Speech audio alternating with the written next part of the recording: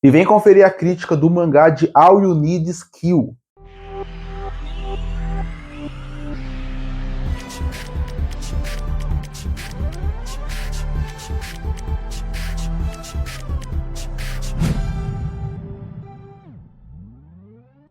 All You Need Is Kill é um mangá que eu sou muito fã, eu tenho ele na minha coleção, e para quem tem interesse de ter ele na sua coleção também, ele foi publicado aqui no Brasil pela JBC em 2 volumes.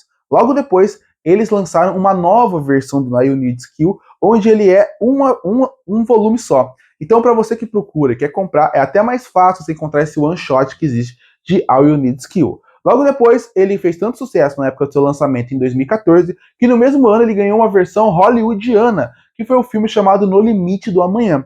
E agora, mais recente, a obra voltou a ser comentada bastante, porque no Japão saiu pela primeira vez uma adaptação animada em formato de filme do All You Need Is Kill. E aproveitando isso, eu vou aproveitar para trazer a crítica do mangá aqui para o canal.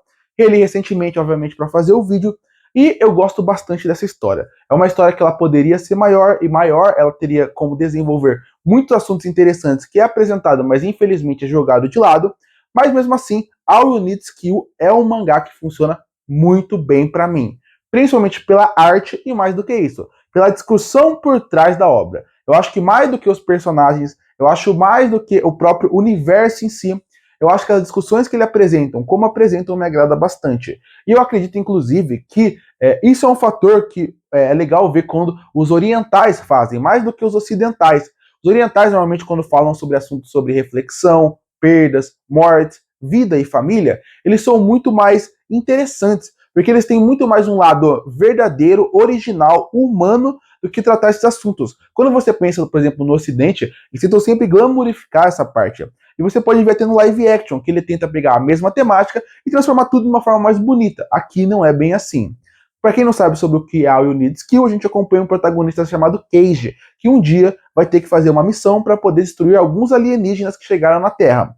Nessa missão, ele acaba morrendo. Mas, em vez de ele morrer, ele acaba voltando para o seu quarto um dia antes. E ele percebe que ele está num looping temporal. Ou seja, até ele conseguir resolver esse problema, ele vai ficar revivendo aquele dia que ele morreu até ele conseguir sair daquele looping. A partir daí, a gente é apresentado a Mari, que é uma outra personagem muito interessante, que é das forças dos Estados Unidos, que estão se juntando para poder resolver esse problema. Eu acho que o primeiro fator que faz a obra ser muito boa é que em nenhum momento o foco deles é a ação, tem momentos de ação, momentos até interessantes, quadros bonitos, ainda mais quando a Mari tá com o seu machado gigante, é bem interessante. Mas o foco aqui não é essa parte. O foco realmente de All You Need Is Kill é discutir o que é o looping temporal. O looping temporal aqui, ele acaba fazendo com que o personagem ele reviva o dia várias e várias vezes. Já que ele morre várias e várias vezes, aquilo vai afetando a sua cabeça, vai afetando o seu físico, vai afetando o seu cansaço, e mais do que isso, ele vai parando de aproveitar o que é a vida. Quando eu penso em All You Need Is Kill, ele é uma crítica clara a várias coisas. A primeira coisa é sobre a depressão. Quando você pensa como um todo, ele tenta fazer todo um argumento sobre como a gente vive o nosso dia diariamente, praticamente num looping temporal. Quem nunca pensou nisso? Eu acordo, tomo meu café, vou pro meu trabalho, chego em casa, janto, durmo e eu repito esse dia durante toda a semana. Não parece que você está num looping temporal? Não parece que você está fazendo a mesma coisa todo dia? E aí, a partir daí, quando você pensa até na depressão, que é a ideia de que você também não tem vontade de fazer nada, você tem vontade parece que o mundo não está andando, o mangá consegue trabalhar isso de maneira bem interessante. Primeiro sobre a depressão, porque você vê que ao longo do caminho que ele vai fazendo, ele vai ficando com os olhos mais marejos, ele vai ficando com os olhos mais cansados, o corpo mais cansado. E ele, já que ele repete o looping, em nenhum momento o corpo dele cansa, é mais a cabeça, o mental dele que cansa. Porque o corpo continua igual, porque ele não teve nenhuma ferida ainda. É a mesma coisa da depressão. A depressão, você pode não externamente sentir que está tendo um problema, mas você internamente sabe que você está com um problema. Eles conseguem discutir isso de maneira bem leve, eu acho que eles poderiam ir mais profundo nisso. Eu acho que não parte que falam sobre isso, sobre como ele está cansado, sobre como parece que a comida não tem mais gosto, sobre como o sorriso parece que não vale mais nada, poderiam ser um pouco mais forte. Eu acho que é uma discussão bem interessante, que aqui cabia, eles não foram tão bem, mas a parte do repetição do trabalho é muito boa, porque aí liga-se numa grande conclusão. No segundo volume, quando chega no momento que ele tá comendo uma comida, conversando com a Mari, eles estão fazendo uma competição, estão dando risada, ele acaba falando sobre como ele fazia tempo que ele não sentia o gosto daquela comida de maneira tão boa, como ele sentia um sorriso de maneira interessante e uma conversa boba parecia ser muito mais importante do que ele lembrava. Isso é muito importante por dois motivos. O primeiro, quando você fala em depressão, é sobre isso. Nada parece que te dá felicidade, até as coisas simples. E quando você tem que tentar reerguer para isso. Eles falam muito bem sobre isso ao longo do mangá. Mesmo que seja simples, mesmo que seja sutil, é interessante. E eu gosto disso por um motivo que é: o mangá não precisa ser expositivo. Ele não precisa gritar pra tela, no caso do mangá, falando estou com depressão, ou mostrar ele chorando. Não. Você sabe pelos detalhes, quando a mulher mais bonita do lugar quer ficar com ele, ele recusa, porque ele não tem interesse naquilo, também é muito sobre isso.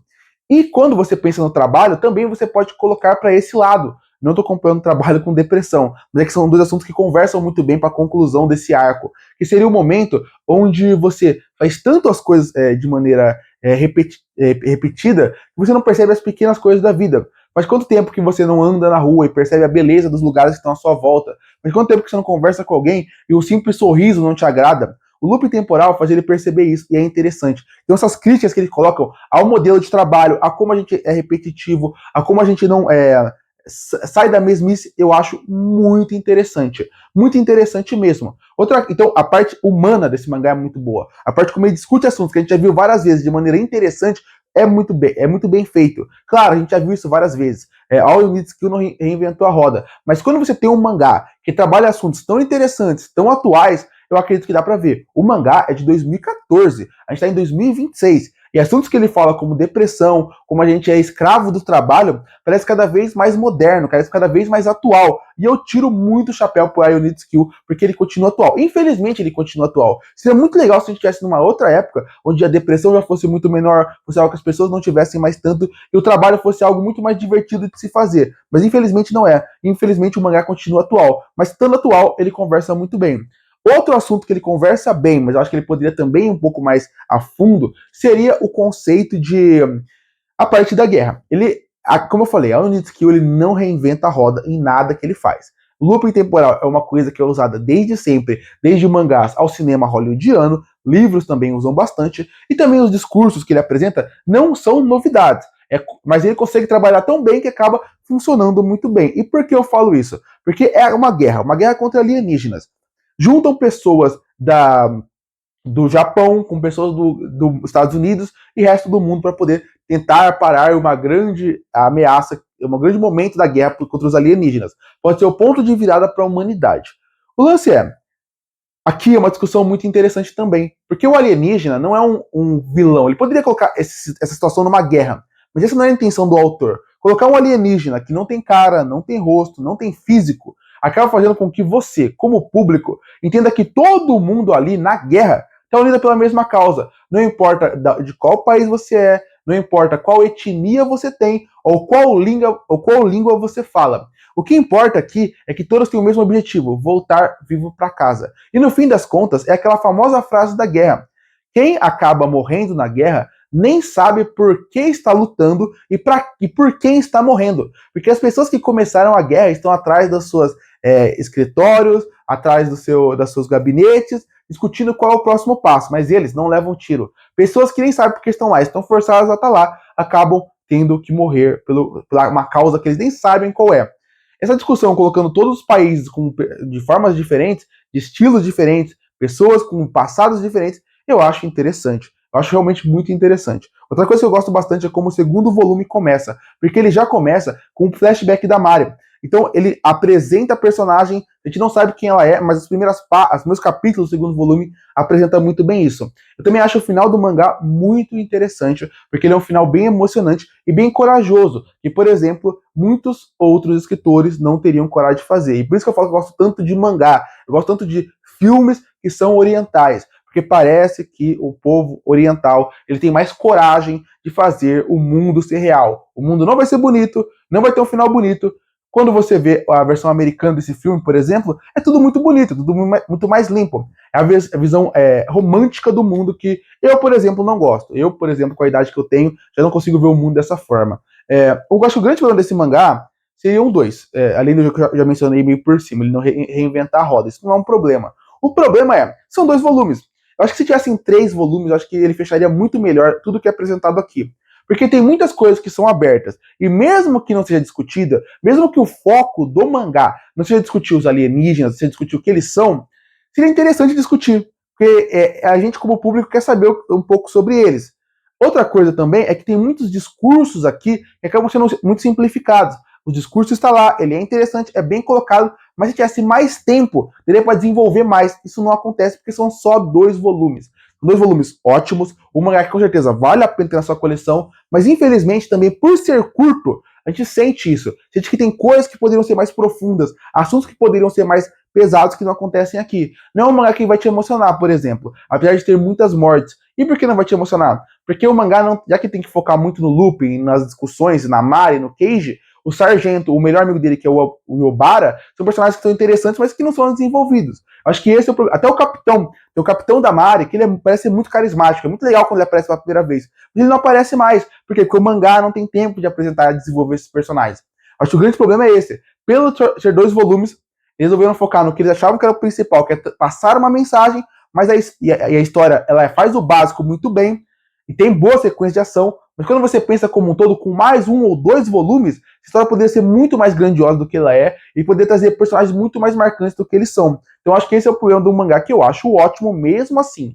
Concluindo, o mangá de I Need Skill com certeza vale ter na sua coleção. É uma obra bem interessante, com assuntos bem relevantes e bem atuais. Uma boa arte, bons momentos de ação. Infelizmente, por ser 2 volumes, os personagens acabam não marcando tanto os secundários, tem muitos discursos que acabam sendo simplificados e tem muitas coisas que não são respondidas. Mas, de modo geral, mesmo assim, eu adoro esse mangá. E por isso que eu fecho o mangá de I Need Skill com uma nota 8 de 10.